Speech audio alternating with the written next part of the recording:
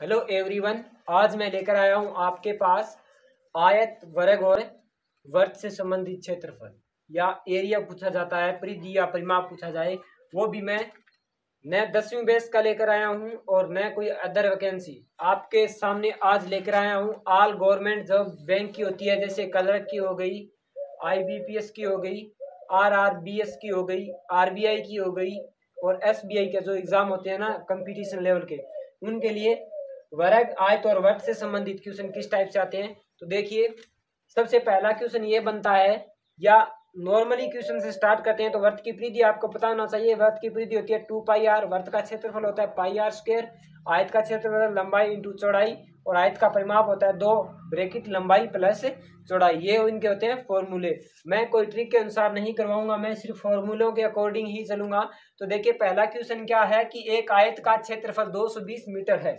उसने पहला क्वेश्चन ये है कि एक आयत का क्षेत्रफल 220 सेंटीमीटर है, 220 सेंटीमीटर या मीटर की स्क्वायर है। उसने ये बोला है कि एक आयत का क्षेत्रफल 220 मीटर की स्क्वायर है।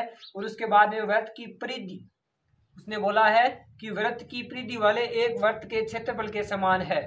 उसने बोला कि एक वृत्त की परिधि वाले क्षेत्रफल के समान है। इसका क्षेत्रफल जो है उसकी वृत्त की जो परिधि है उसकी क्या है, समान है। तो इसने ये स्पष्ट रूप से दे दिया कि वृत्त की परिधि क्या है, 2πr है। और जो आयत का क्षेत्रफल है वो वृत्त की परिधि के समान है, वृत्त की परिधि के समान है। तो वृत्त की परिधि आपको पता होती है कि क्या है, 2πr। वृत्त की परिधि क्या होती है, 2πr। तो उसने बोला कि आयत का जो क्षेत्रफल है, तो आयत का क्षेत्रफल तो अपना था 220, तो और वृत्त की परिधि क्या है, 2π। उसने बोला कि जो 2πr है वो किसके बराबर है, 220 के बराबर है। ये 220 के बराबर है। आपको बस यही फॉर्मूला है, इससे आपको इसकी लंबाई या चौड़ाई जो भी है वो मिल जाएगी। तो देखिए, यहाँ से कैसे करेंगे, यहाँ से हम करेंगे 2 इंटू पाई का मान हमेशा आपको रखना होता है 22/7 इंटू आर आपके पास इसने दिया नहीं है, तो 220 हो गया। तो इसके अंदर आप आर ज्ञात करोगे तो 220 हो गया। इससे मल्टीप्लाई करेंगे, ये आगे जाके क्या होता है, पलट जाता है, तो 7/22 होता है। और इसका मल्टीप्लिकेशन किसके साथ करेंगे, 1/2। ये आगे जाके क्या हो जाता है, उल्टा हो जाता है। तो इसको हम काट देंगे, तो ये आ गया 10, 22/220 होते हैं। और इसको काट देंगे तो ये आ गया 5। तो यानी यहाँ से आर का जो आपने मान निकाला है वो कितना आ गया है, 7 इंटू 5 यानी 35। यहाँ से आपने जो आर का मान है वो 35 निकाला है। यहीं पर आपका क्वेश्चन खत्म नहीं होता। इसके बाद में उसने पूछा आयत की अगर चौड़ाई कितनी है, 50 मीटर है। आयत की चौड़ाई 50 मीटर है तो इसका क्षेत्रफल क्या होगा। तो उसने ये बोला था कि आयत की चौड़ाई उसने दे दिया, उसने दिया कि आयत की लंबाई या चौड़ाई जो भी दिया जाए, लंबाई दे दिया जाए या चौड़ाई, दोनों में से एक दे दिया जाए, कोई फर्क नहीं पड़ता है। उसने एक दे दिया 50 है, लेकिन आपको आयत का क्षेत्रफल ज्ञात करना है। उसने आयत का क्षेत्रफल दे दिया। उसने पूछा क्या है, आयत की एक देकर एक पूछा जाएगा। अगर लंबाई दी है तो आपसे क्या पूछागा, चौड़ाई। तो आप लंबाई यहाँ से हटा दें या चौड़ाई हटा दें, कोई दिक्कत नहीं। आयत की चौड़ाई इतनी है तो आपको लंबाई की वैल्यू क्या करनी है, निकालना है। तो लंबाई जो है आपको क्या करनी है, ज्ञात करनी है। तो उसने ये बोला था कि आयत का क्षेत्रफल और वृत्त की परिधि का क्षेत्रफल दोनों आपस में क्या होते हैं, बराबर होते हैं। तो दोनों बराबर होते हैं। तो देखिए क्या होगा, वृत्त का क्षेत्रफल होता है πr²। तो यहाँ से वृत्त का क्षेत्रफल ज्ञात करेंगे तो 22/7 इंटू 35 इंटू 35 यानी 35 को 2 बार मल्टीप्लिकेशन करेंगे 5 आता है। तो यहाँ से 22 5 से 110 इंटू 35 से मल्टीप्लिकेशन करते हैं तो 0 का 0 रहता है, 5 55 11 33 और 5 से 38 50 सेंटीमीटर की क्या आ गई पावर। या मीटर में दिया तो मीटर की पावर आएगी, सेंटीमीटर दिया तो सेंटीमीटर की पावर में निकालेंगे। अब उसने बोला है आयत की लंबाई ज्ञात की है। उसने ये स्पष्ट कहा था आयत का क्षेत्रफल है वो किसके बराबर है, वृत्त की परिधि के समान माना गया है। लेकिन आयत का क्षेत्रफल एक्यूरेट नहीं दिया है, 220 है। तो ये जो क्षेत्रफल होगा वो वृत्त का क्षेत्रफल हमेशा आयत के क्षेत्रफल के क्या होगा, बराबर होगा। तो हमने आयत का क्षेत्रफल ज्ञात कर लिया, वृत्त का क्षेत्रफल के बराबर रख देंगे। तो वृत्त का आयत का क्षेत्रफल बराबर है, उसने स्पष्ट बोला है। तो यहाँ से आयत का क्षेत्रफल इसने दिया, कितना निकाला अपन ने, 38 50 निकाला। ये इसके किसके बराबर है, इसके बराबर। तो इसका क्षेत्रफल लंबाई इंटू चौड़ाई, आयत का क्षेत्रफल लंबाई इंटू चौड़ाई उसने 38 50 दिया है। और उसने इसमें लंबाई आप ले सकते हो या फिर आप चौड़ाई ले सकते हो। तो इसमें लंबाई जो दी गई है वो है 50। तो ये 50 यहाँ पर मल्टीप्लिकेशन में होगा, आगे जाके क्या हो जाएगा, डिवाइड यानी भाग में चला जाएगा। जो गुणा में संख्या होती है वो आगे जाके क्या होती है, बराबर से आगे जाने के बाद वो भाग में होती है।